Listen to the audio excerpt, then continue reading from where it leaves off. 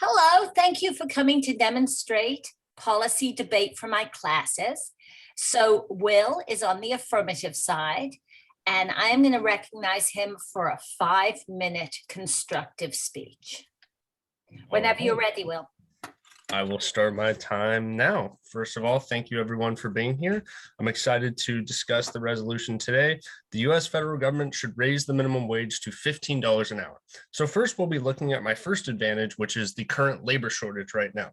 CNBC reported in October 2021 that the economy in the third quarter grew at just 2%, which was the slowest pace since the 31.2% plunge in the second quarter of 2020.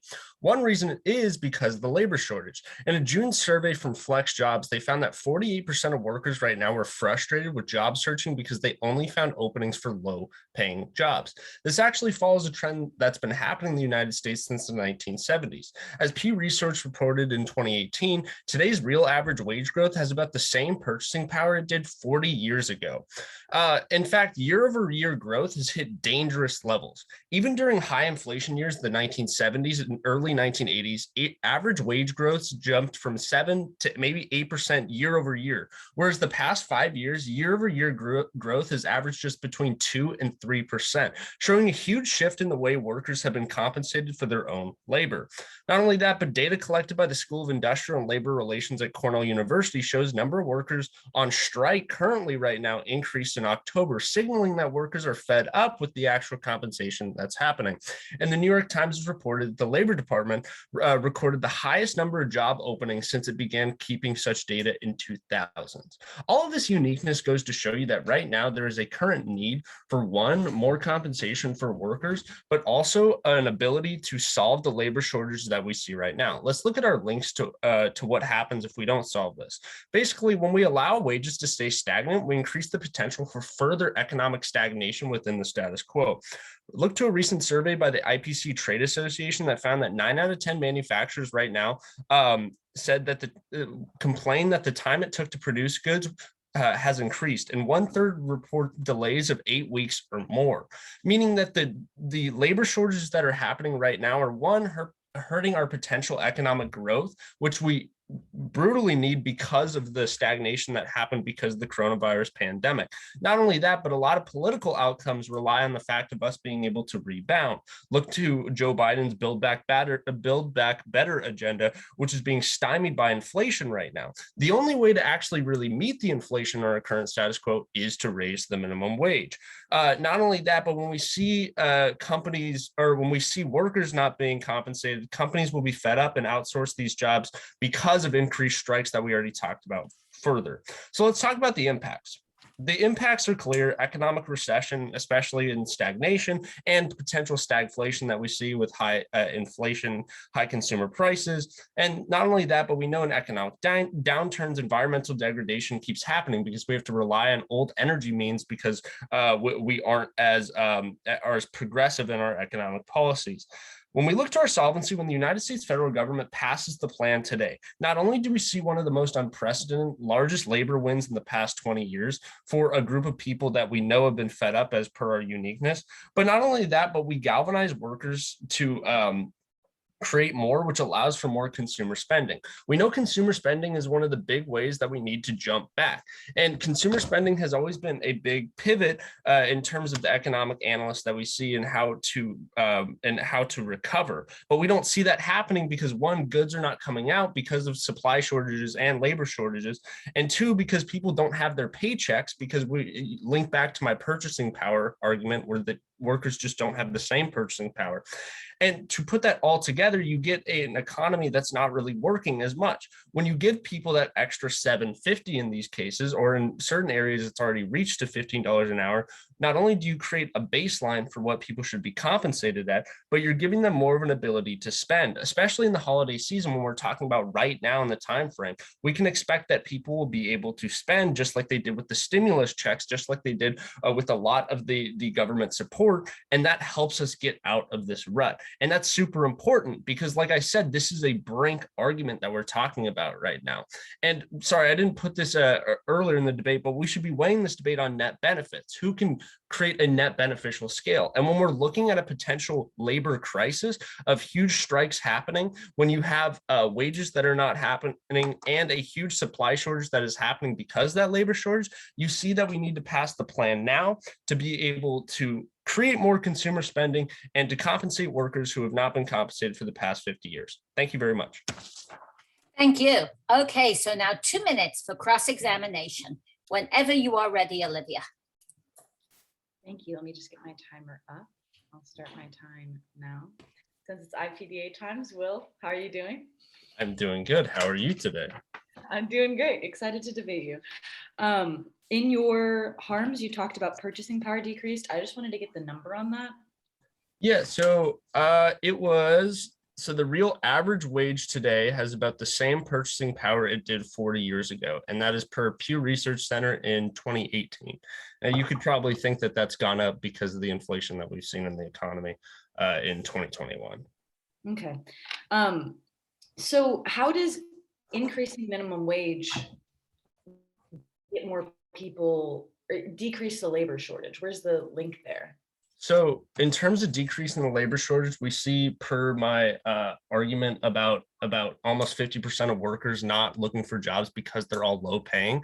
You actually see incentives for people to go back to work instead of looking at federal stimulus. When you allow for a $15 wage, that gives people an ability to actually earn more than they've been making. And that, like I said in my solvency, is a huge labor win for the past 20 years. So it's like an unprecedented move that we could make right now to change the problem. So if you lived in a place with a higher minimum wage, more people would be likely to take those jobs because of the incentive of the pay? Sorry, can you rephrase that? Yeah, for sure. So like if you lived in a place with a higher minimum wage, for example, like it jumped federally from like, I don't know, in some places 7 or 8 to 15, you would argue that you're more likely to take on the minimum wage job. Yes. Yeah. Yep. Okay. And let me see if I have anything. Oh, you talked about Biden's Build Back Better. How does can you just kind of run me through that again? Well, I'm talking about the political outcomes right now as like one of the big major one of the big agendas for the Democrats is to bring back the economy from the COVID recession. And the Build Back Better initiative is kind of part of that. And when they didn't add the minimum wage, it was a big failure for the Democrats. So like a lot of political outcomes are riding on minimum wage. Okay, thank you very much. So now, Olivia, you get a 6-minute constructive speech. Tell us if you're going to go on case first or off case first. I'm going to go off, Okay. then into my little counter plan, and then I'm going to do a little line by line for on case. Fantastic. Let me just get my, thank you. Let me just get my timer up because I'm going to use the computer one. 6 minutes. Perfect. I will start my time now. First off, I'd like to thank my coach as well as my opponent, Will, for making this debate possible today. First off, I'm going to get into the disadvantage to the plan presented by the affirmative today, which is going to be small businesses / economy. So for the harms here, we can see that the economy is on the brink right now. The unemployment rate has stabilized around 3% for the past year, but job growth has drastically slowed since the drop in the econ from the COVID-19 pandemic. We can also see that other influences on the economy being the trade war. The trade war with China has devastated US agriculture and auto industries. GM has closed one of their plants in North Carolina because of the lack of sales. And the US corn and soy production has dropped since China has moved to trading with Brazil. We can also see that before the pandemic, as well as after the pandemic, a decrease in personal income and an increase in personal credit card debt. The Fiscal Security Index found that 1/4 of consumers have more credit card debt than total savings. We can see additionally that one of the biggest issues with the economy right now, as opposed to COVID, is the rise in automation. Automation of labor is coming for 40% of jobs that are at risk for being replaced by automation automation by AI technology. More specifically, these are going to be minimum wage jobs, with 60% fewer manufacturing jobs as they're going to be replaced by AI in the future. A minimum wage increase of $15 per hour would significantly also not only disrupt small businesses, but harm employers who could see a significant increase in labor costs, doubling entry level for position costs that are largely going to be replaced by technology in the future. 1/3 of small businesses, according to CNBC, anticipate laying off workers if Congress increases the federal minimum wage to $15 an hour, which is double for some places in the US. A recent Congressional Budget Office analysis forecasts that $15 minimum wage, while lifting people out of poverty, would result in 1.4 million jobs after the effects of COVID. Additionally, according to the same poll, 20% of small business owners said that they would be forced to lay off workers, and another 13% said that they'd likely have to lay off the majority of their workers if they were to have this increase. So the impacts of this are pretty brutal. Economic collapse causes poverty and war, which ultimately leads to extinction.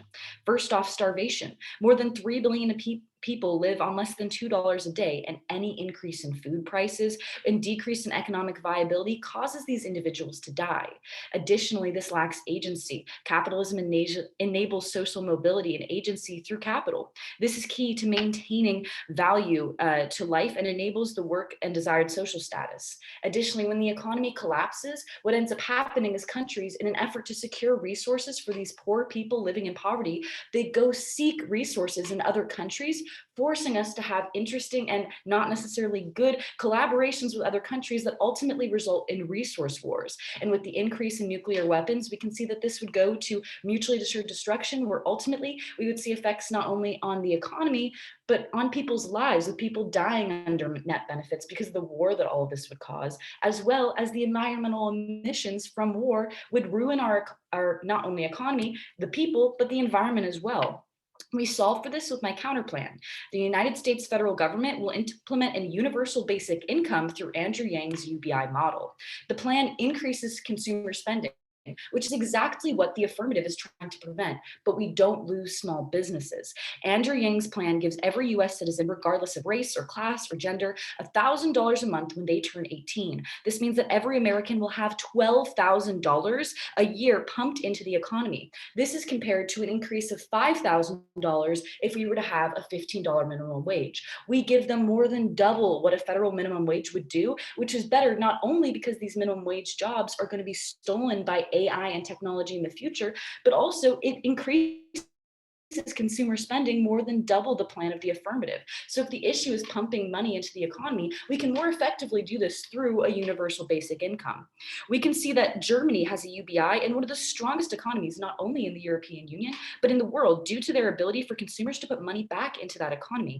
Increases in consumption are caused from this as well. The Economic Policy Institute states that this would add 2.5 billion of extra spending to the economy, causing a fiscal multiplier, which increases business revenues and investment into booming businesses. This also incentivizes people to become entrepreneurial and actually decreases all the harms for small businesses, as people can take on these risks to invest in small businesses. This increases productivity, as Cambridge studies found that an influx in the economy would add approximately 4.8 million jobs. The plan of the negation adds almost 5 million jobs as compared to the plan of the affirmative, which takes away 1.2 million according to Congress. We can see that this boosts investor confidence, as the US economic expansion would only increase people wanting to invest in our economy. Now, to just do a few short rebuttals directly onto the plan of the affirmative, he states that more people would likely take these jobs after the labor shortages when minimum wages increase. But we can see this, that right now today in California, we have a labor shortage, much like the rest of the country. But our minimum wage is $13, very close to the proposed minimum wage of the affirmative, as compared to across the country with a $7 minimum wage. But yet at the same time, in the South Biden Sea, there are ships lining up waiting to get supplies off, and there's still a labor shortage, and there's still all of the same problems with a higher minimum wage. We can see that while there's this idealistic utopia idea of raising minimum wage in places where it has happened, we don't see any of the solvency presented by the affirmative the way that we do with UBI in other countries. So vote neg. Thank you very much. Okay, let's do 2 minutes cross X whenever you're ready. All right. How are you today, Olivia? I'm doing well. All right. Good. So can you just go over the specifics counter plan again? Yeah, the counter plan is USFG will implement UBI through Andrew Yang's model, which is just $1,000 per month to every American over the age of 18. And how will this increase job growth? This increases job growth because not only will people have money to create their own small businesses and invest, but also with the increase of consumer spending, more businesses are less likely to go out of business. So it prevents businesses from going out of business, increasing. How do you think this deals with the inflation problem we have right now? It deals with the inflation problem by giving consumers more power. We can see that inflation is happening because the prices are going up, but we don't have the ability to pay for these goods, the stagflation you talked about. So we directly solve that and remedy that by giving consumers power through the UBI. And how do people actually go to their jobs from getting $1,000 a month? What do you mean? Like, how do they get $1,000 a month and then 5 million jobs just sprouts up? Because we can see during COVID with about half of small businesses closing, rather than creating jobs, we stopped the harm caused by COVID. It's like a preventative measure from economic collapse. So it shields that, it increases productivity, and to increase the products produced that people are now have the ability to buy, someone has to make those products, increasing the amount of labor. Wouldn't you say those small businesses actually got a UBI in the form of the Paycheck Protection Program during the pandemic?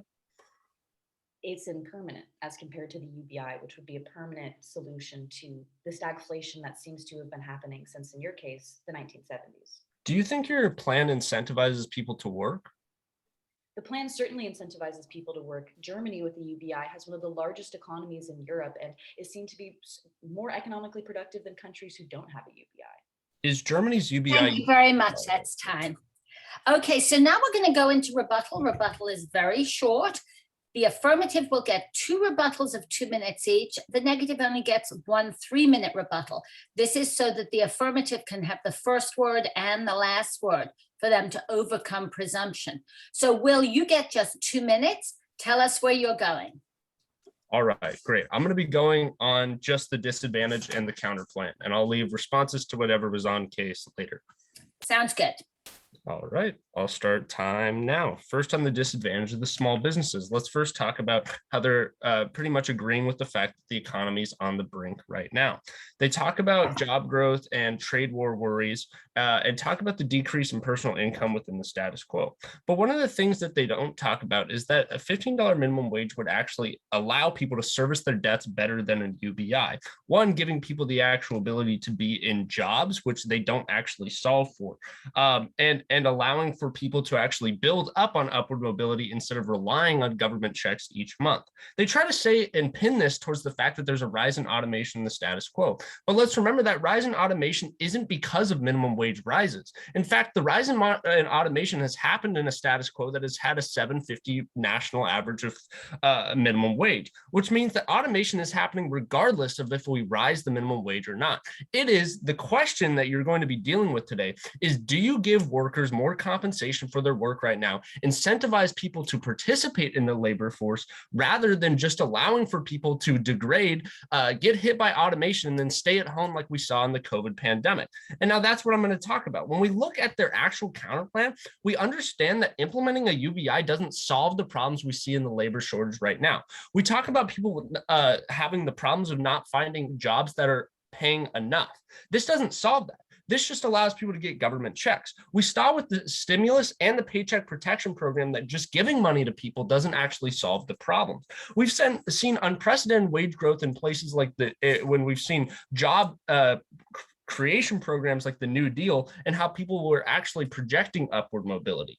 But when you actually just give people stimulus, you actually see people disincentivized to work. And that's the key problem we're going to be talking about, is that they don't garner the net benefits of solving the labor shortage, which is going to be the highest impact today. And if you don't take that they solve that, then you're going to be voting affirmative. Thank you very much. Okay, so the negation has 1 rebuttal, 3 minutes. So this is instruction for my class. Because this is the last time Olivia has to address the audience or people who would be judging who won the debate, she will be telling you why you should vote for the negation. So you get 3 minutes anytime you're ready. Man, these speeches are short. Let me get up my everything. I'm going to go through some of the new argumentation and just give you some voters' issues if I have time. I will stop right, or not stop, I'll start. I will start right now. Just like to thank everyone once again. Getting back into the case that Will presents today, he says that the biggest issue of today's debate is who is going to solve for the labor shortage that we see from the onset of the coronavirus pandemic.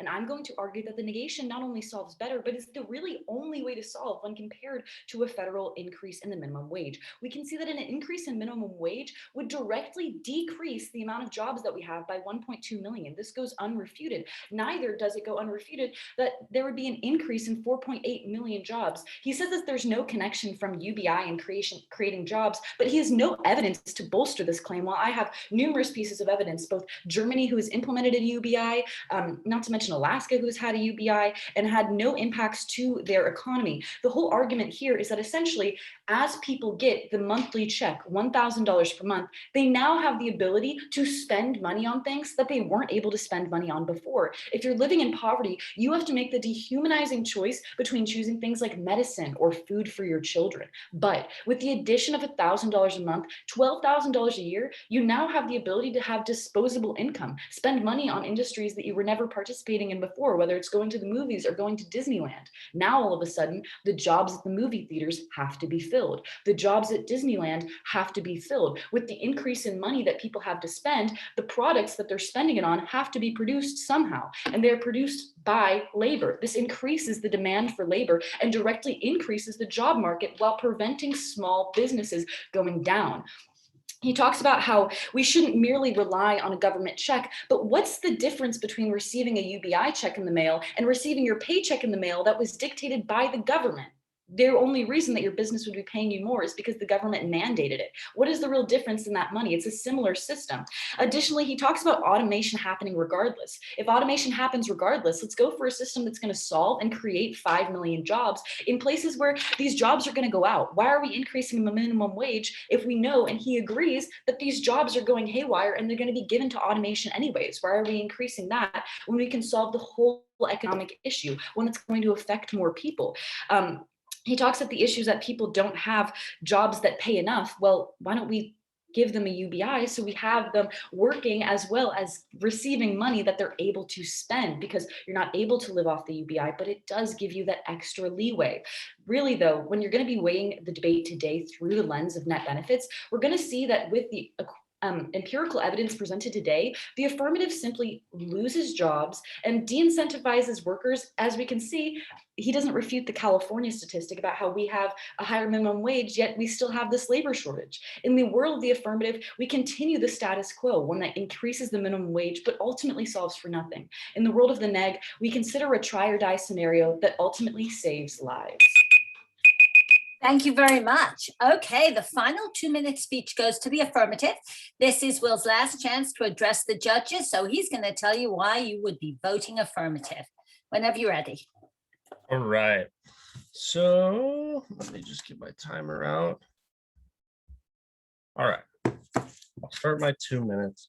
Now, first, to just quickly go on the refutations of the on case. Basically, they try to put out this argument that California has a labor shortage, and you can see it in the supply line right now. One, these are unionized jobs. We don't have control over that. One, because they have collective bargaining. We're talking about a large swath of people, Starbucks workers, retail workers, people that don't have people to stand for them, that we see the largest labor shortage happening in right now.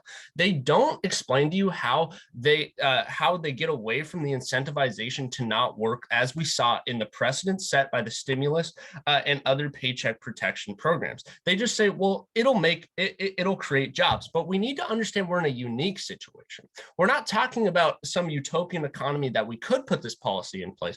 We're talking about an economy that is on the brink, as I explained to you, of recession. And we need a proactive policy provision that will actually be able to increase upward mobility and not be able to stagnate it. Just because, like I cited, that consumer spending is important, I cite to you as the largest thing that we have to solve right now is the labor shortage.